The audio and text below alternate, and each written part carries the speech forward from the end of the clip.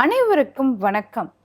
நான் doctor M S. Ushanandhini, Siddha physician, lotus women care hospitals, PCOS specialty centre, Saibaba colony, Coimbatore, KK Nagar, Chennai. இனியவை இன்று நிகழ்ச்சியில் தொடர்ந்து நம்ம பெண்கள் சார்ந்த பல ஆரோக்கிய விஷயங்களை பார்த்துட்டு வருங்க. அந்த வகையில் இன்னைக்கு நம்ம சொல்லக்கூடியது நிறைய பேருக்கு இன்னைக்கு ஹார்மோனல் இம்பேலன்ஸுங்கிற பிரச்சனை அதிகமாயிட்டே இருக்கு. ஸோ இதுக்கு நிறைய காரணங்கள் நம்ம சொல்லலாம். ஈவன் சாக்லேட் நிறையா சாப்பிட்றது, மாட்டுப்பால்னு சொல்லிட்டு நம்ம பேக்கெட் பால் நிறையா எடுத்துக்கிறது, சிக்கன் நிறையா சாப்பிட்றது, இந்த மாதிரி நிறைய காரணங்கள் இருந்தாலும் இன்னைக்கு காலகட்டத்தில் நம்ம யூஸ் பண்ணக்கூடிய குக்வேஸ், நம்ம யூஸ் பண்ணக்கூடிய சமையல் பாத்திரத்தினுடைய தன்மை மாறுபடும் பொழுது ஹார்மோனல் இம்பேலன்ஸ் வரலாமா அப்படிங்கிறத பற்றி தான். நான்ஸ்டிக் தவா, நான்ஸ்டிக் பாத்திரம் நம்ம யூஸ் பண்ணும் பொழுது இந்த மாதிரியான பிரச்சனைகள், ஹார்மோனல் இம்பேலன்ஸ் வரத்துக்கான வாய்ப்பு இருக்கா, அதை எப்படி மாற்றுறது அப்படிங்கிறத பற்றி தான் இன்றைக்கி நிகழ்ச்சியில் நம்ம பார்க்க போகிறோம். ஸோ இந்த நான்ஸ்டிக் தவா, நான்ஸ்டிக் பாத்திரம் அப்படிங்கிறது இன்றைக்கி டெஃப்லான் கோட்டிங் அப்படின்னு சொல்கிறோம். இது ஒரு செயற்கையான ஒரு ரசாயன பொருள் தான். பாலிடெட்ரா ஃப்ளூரோ எத்திலின் அப்படிங்கிற ஒரு சாயம் மேலே பூசப்பட்டிருக்கும். இதை நம்ம எப்படி சொல்லணும்னா ஒரு கோட்டிங் அப்படின்னு நம்ம சொல்லலாம். ஸோ இந்த கோட்டிங் இருக்கக்கூடிய பாத்திரத்தை தான் நம்ம டெஃப்லான் அப்படின்னு சொல்கிறோம். நான்ஸ்டிக் தவா, நான்ஸ்டிக் குக்வேர்ஸ் இப்படி சொல்கிறோம். ஸோ இதில் ஒரு செயற்கையான ரசாயனம்னு நம்ம சொல்லிட்டோம். இதில் இருக்கக்கூடிய முக்கியமான மாலிகுல்ஸ் அப்படின்னு பார்த்தோன்னா கார்பன் மற்றும் ஃப்ளூரைன், இது ரெண்டு தான் இருக்குது.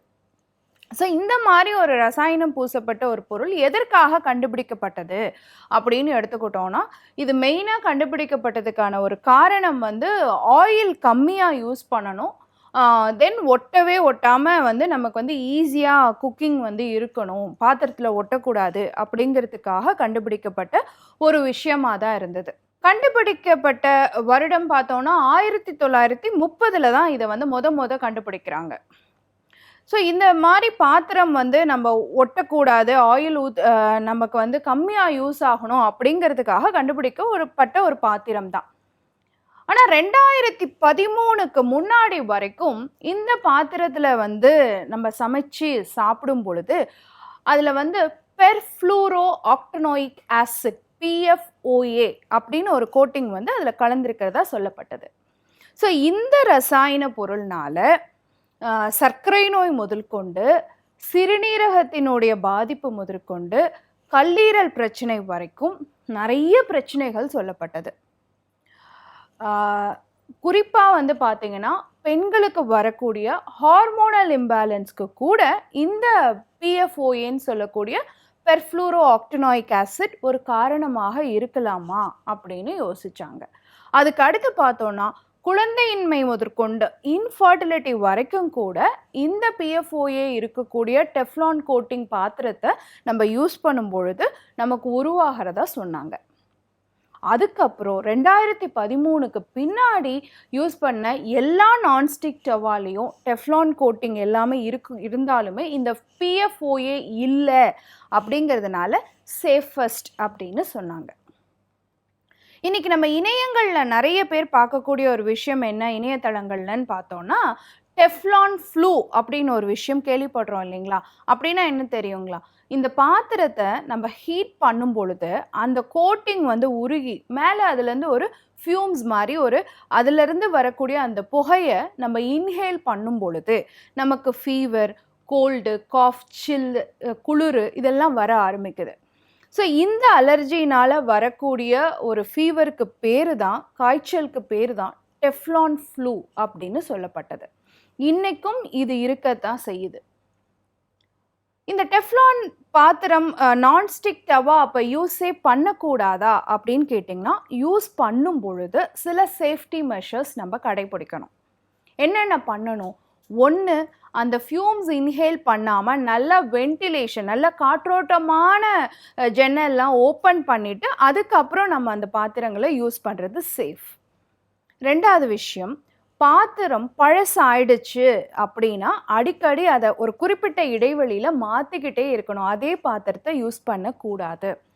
நம்ம யூஸ் பண்ணக்கூடிய கரண்டி, அதில் யூஸ் பண்ணக்கூடியது வந்து அவசரத்துக்கு நம்ம வந்து சில்வரை போட்டுடலாம், இல்லை இன்னைக்கு ஒரு நாள் தானே நம்ம மாற்றி யூஸ் பண்ணும்பொழுது அந்த டெஃப்லான் கோட்டிங் உறிஞ்சு உணவோடு கலக்கும் பொழுது நமக்கு பிரச்சனைகள் வரத்துக்கு வாய்ப்பு இருக்குது. அதனால் முடிஞ்ச வரைக்கும் மரக்கரண்டி யூஸ் பண்ணுறது நல்லதாக இருக்கும்.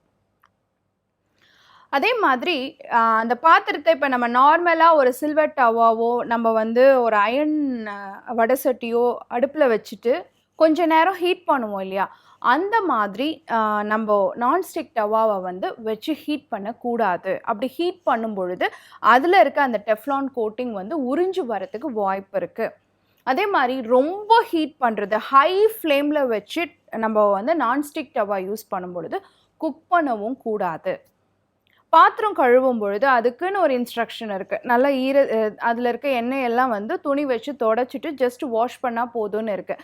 நம்ம ஸ்க்ரப்பை போட்டு தேய்ச்சி அந்த கோட்டிங் வெளியே வர மாதிரி பண்ணிட்டோம் அப்படின்னாலும் அதுவும் உணவோடு கலக்கிறதுக்கான வாய்ப்பு இருக்குது. ஸோ ஒரு டெஃப்லான் பாத்திரம், நான்ஸ்டிக் தவா நம்ம யூஸ் பண்ணுறோம். இன்றைக்கி வந்து எல்லா குக்கிங் மீடியத்துலேயும் அது வந்து நம்மளோட சேர்ந்து வந்துட்டுருக்கு. அந்த மாதிரி நம்ம யூஸ் பண்ணும் பொழுது அந்த கோட்டிங் நம்மளோட உணவில் கலக்கும் பொழுது தான் இவ்வளோ பிரச்சனைகள் வருது அப்படிங்கிறது நமக்கு தெரியுது.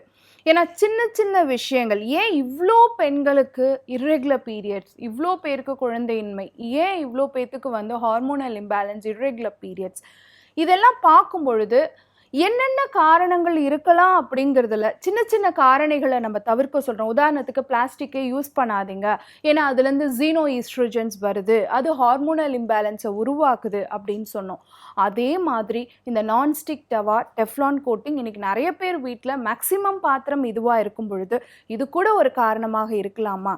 இதை தவிர்த்து பார்த்தா நமக்கு சீக்கிரமாக இந்த ஹார்மோனல் இம்பேலன்ஸ் சரியாகுமா அப்படிங்கிறதுக்கான ஒரு முயற்சி தான் இது.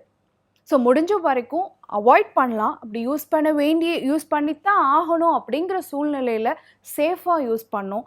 முடிஞ்ச வரைக்கும் நம்மளுடைய பாரம்பரியமாக இருக்கக்கூடிய மண் பாத்திரங்களையும் ஸ்டெயின்லெஸ் ஸ்டீல் பாத்திரங்களையும் நம்ம யூஸ் பண்ணும் பொழுதே நமக்கு நிறைய பிரச்சனைகள்லேருந்து நம்மளை தற்காத்திக்க முடியும். பயன்படுத்தி பாருங்கள். இதே மாதிரி இன்னொரு ஆரோக்கிய குறிப்போடு நான் உங்களை சந்திக்கிறேன். இயற்கையோடு இணைவோம், ஆரோக்கியமாக இருப்போம், ஆனந்தமாக வாழ்வோம். நன்றி, வணக்கம்.